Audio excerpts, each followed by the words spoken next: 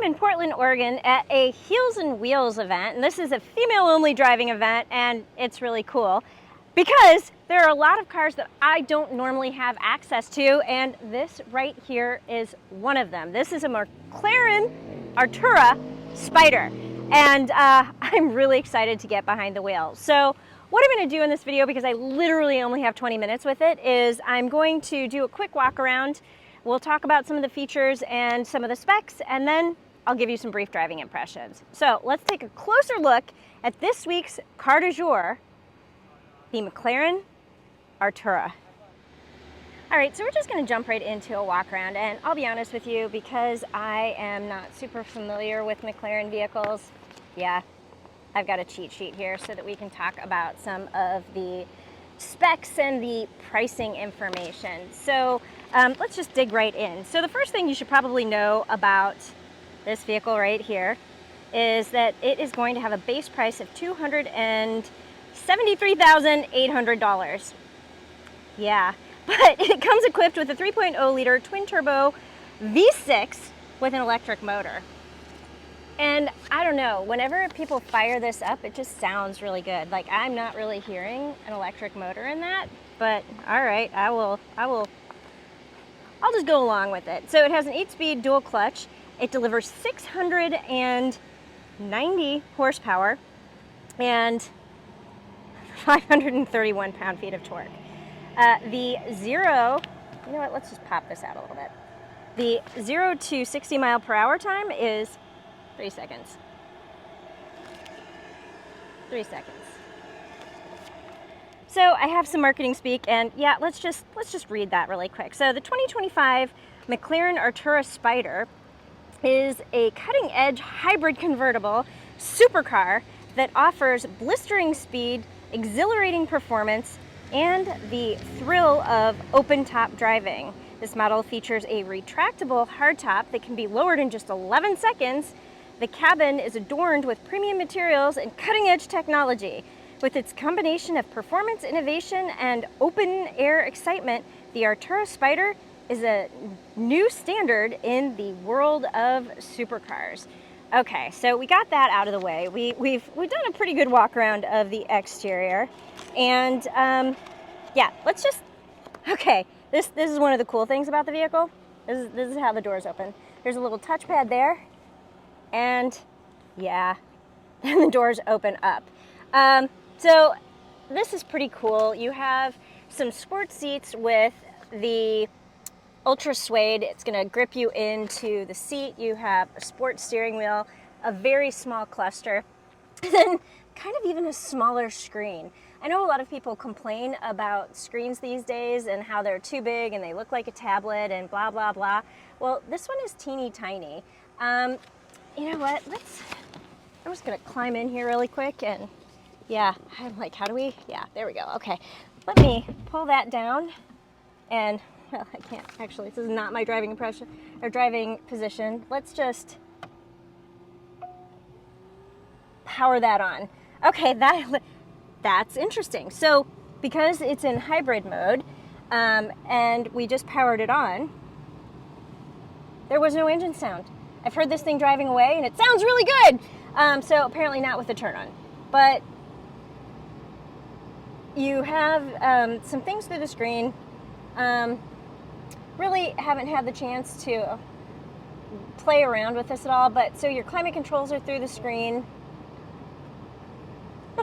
And it's a little bit tough to deal with. What does this do? I think that's got to be maybe your volume. Yeah. I think it's still turning on. So that's going to be your volume. You have your gear selector right here, paddle shifters, and you have some buttons over there. And Sirius XM.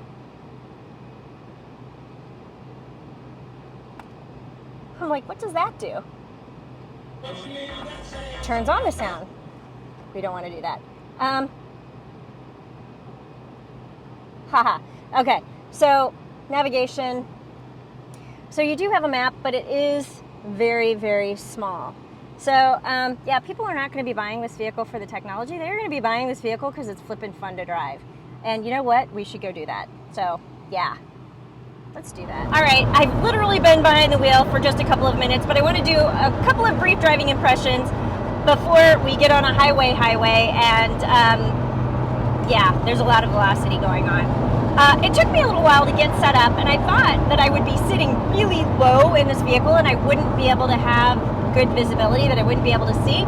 But yeah, that's not the case. I actually have a very comfortable driving position, and I have the seat as far forward as it will go, as far up as it will go, and I feel pretty good. Like, I can see. I didn't think I would be able to see, and I thought I'd be like having to jerry-rig something onto the pedal, but I'm feeling pretty good. And putting this into the sport mode, I mean, come on. That is just fun. It is fun. This is a cool car. So the fact that you can go in electric mode and be super stealthy and quiet, and then get out onto the highway in some twisty bits and drive around and have some fun, this is really flipping cool. Again, I can't really get into lengthy driving impressions. I'm literally having this much time behind the wheel, but damn. If I had more than $200,000 to spend on a car, I think I would spend it on this. This is really cool. All right, so that's what I have for you on the McLaren Artura Spider. Thanks for watching, and I'll see you next time with another, maybe not as cool, but another car to shore.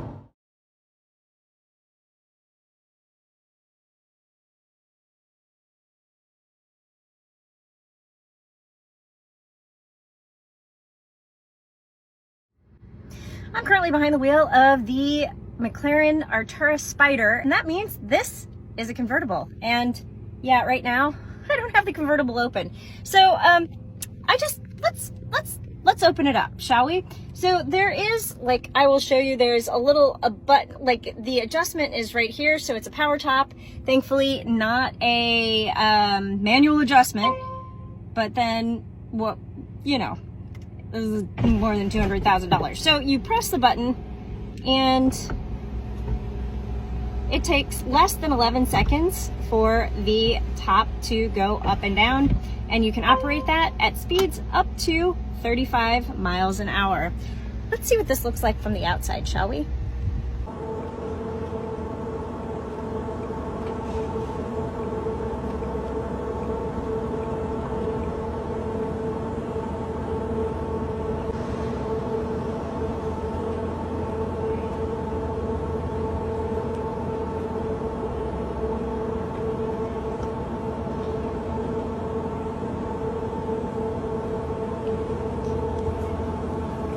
And can I have you do it maybe one more time?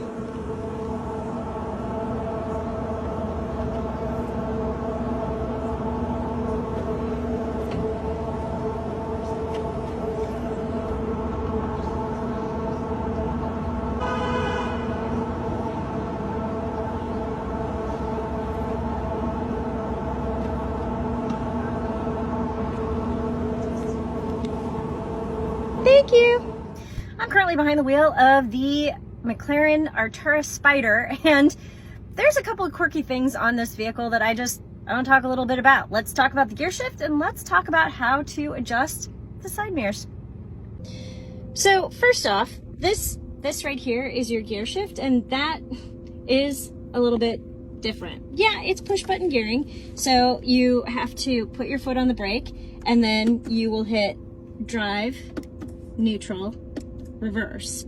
So, I mean, it's pretty self-explanatory.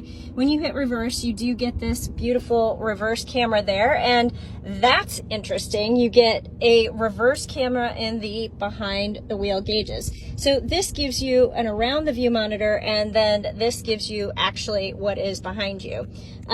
Okay, so that's reverse. Does it give you the same in drive? So I put it in drive. Nope, it's still just giving me the backup camera. All right, but you may or may not have noticed there's something missing from this area. This is how you turn the vehicle on and off. Here's your hazard button, but what do you notice is missing from this space? There's no way to park it. There is no way to put this vehicle into park. So, and nope, that's not it. No, what you do is you put the vehicle in neutral, and then you set the park brake. And the vehicle is in park. Okay, now that we're in park, let's talk about how you adjust the side mirrors. This right here is your side mirror adjustment. Yeah, I know you would normally find it, you know, somewhere in this area, but over here you have your light adjustments. So that's for your headlights. All right, so this right here. So this is gonna be for your left mirror, this is gonna be your right mirror, and like, frankly, the adjustments happen literally the way you think you want them to happen. You know, this little knob moves. So, I actually like that a lot better than when automakers have been putting stuff into the screen. I'm currently behind the wheel of the McLaren Artura Spider, and yeah, I want to talk a little bit about how the doors open, because this is kind of cool. All right, so here you go. So you have this right here, which is your door latch, and you literally lift it, and then you kind of push with your elbow, and the doors open up like this. So it's just kind of a cool little thing, and it makes the car itself look even cooler. And to put it down, you literally just kind of shut it like that. I mean, I hope I'm doing it right. I hope I didn't do anything wrong. Then to open the door again, there's a little touchpad under here, and you just open the touchpad, press it, and the door goes up.